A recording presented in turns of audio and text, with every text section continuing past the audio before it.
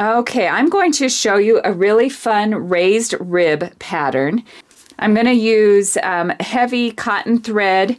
I believe that this is coming as a medium weight. It's a rating of a 4, but I'm also going to use a size H crochet hook. So to start with, I make my slip knot. I just do it over my index finger, twist it a little, and draw up your yarn.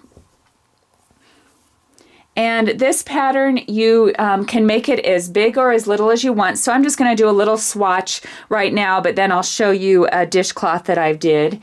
And so you do multiples of 3, then you add 2 at the end. So we're going to go 1, 2, 3, 1, 2, 3, and then we're going to add 2.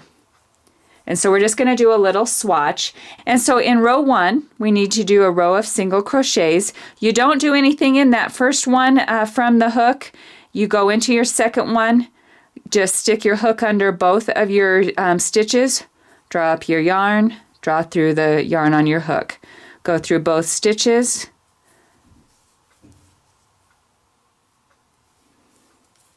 And we're going to do single crochets all the way across.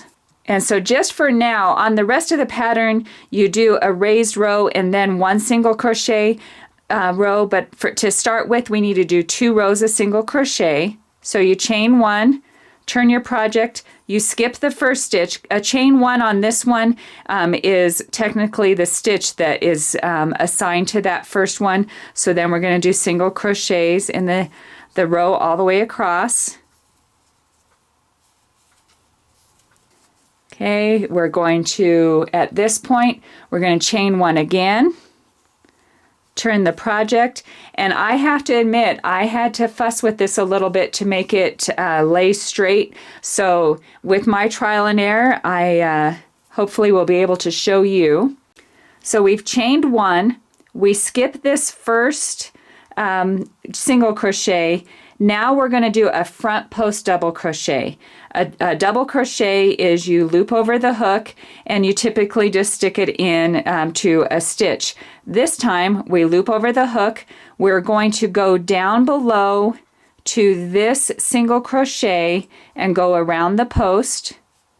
Pull up your thread, draw through 2 on the hook and draw through 2 again. And now it's raised up a little bit. So in the next 2 spots, we're going to do 2 single crochets. And then we're going to go down below and do a front post double crochet. Go into 2, and you're at your end of your row. So that didn't seem like super complicated, but if you don't go straight down, my ribs were going at an angle. So it's you go right into your first stitch. So I'll show you a couple rows so you can not make the same mistake I did. So we chain 1 and we do a row of single crochets across. So you skip the first one and just do single crochets.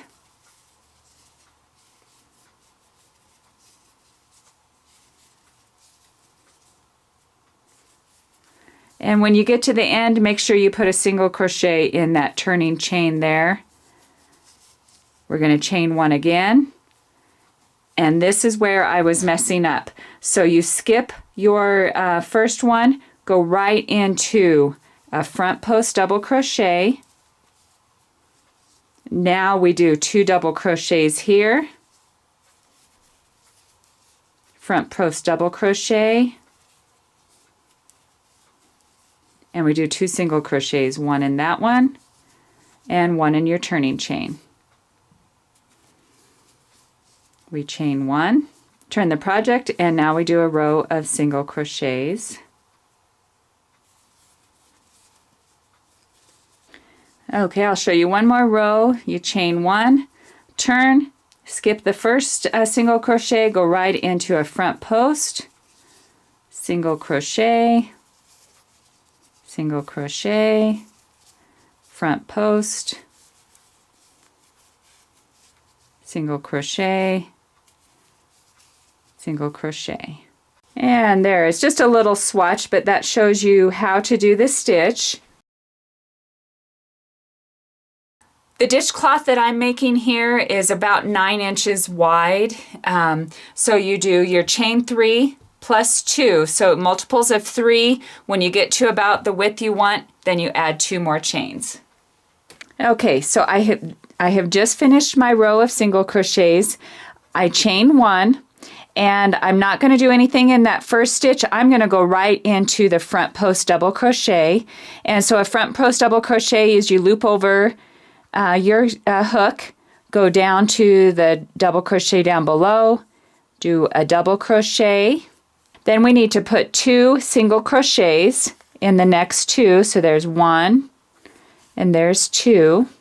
And we're ready for another front post double crochet.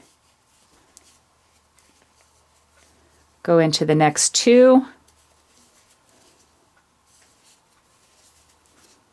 Front post.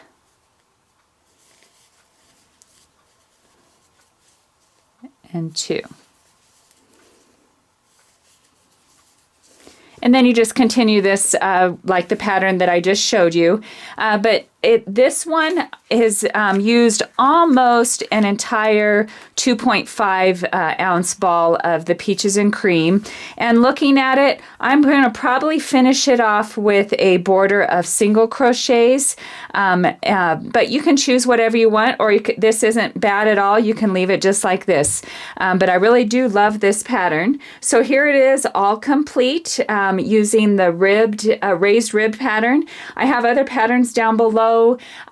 Check out those videos on our channel. But when you're doing your project, if you have any questions, please comment down below and I'll get back to you. But as always, thank you for watching DIY on the House.